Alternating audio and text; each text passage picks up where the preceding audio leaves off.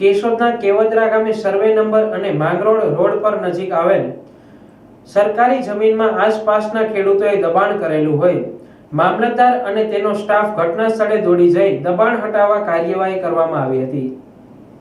આ કાર્યવાહીના ભાગરૂપે તંત્રએ તાલુકાના અન્ય ગામડાઓ કે જ્યાં સરકારી જમીન પર દબાણ કરવામાં આવેલું છે તે દબાણ દૂર કરવા દબાણકર્તાઓને નોટિસ ફટકારવા સહિતની કાર્યવાહી હાથ ધરવામાં આવી રહી છે।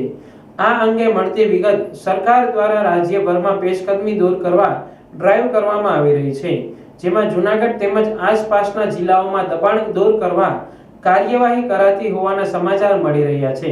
ત્યારે કેશોદ તાલુકાના કેવદરા ગામના માંગરોળ રોડ નજીક સર્વે નંબર 212-6 અને 212-7 માં 3 એકર જેટલી જમીન ઉપર આસપાસના ખેડૂતોએ દબાણ કરેલ દૂર કરવામાં આવ્યું હતું।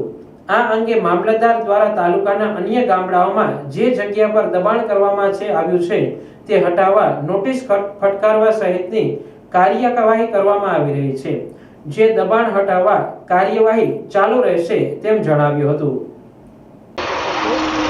સંદીપ મહેતા, મામલતદાર કેશોદ। આજરોજ કેશોદ તાલુકાના કેવદરા ગામના સરકારી સર્વે નંબર 212/6 તેમજ 212/7 જે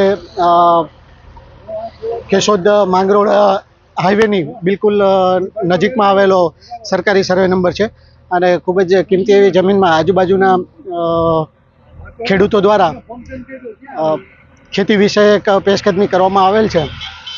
આ પેશકદમી અત્યારે દૂર કરવાની કામગીરી અત્યારે ચાલુ છે।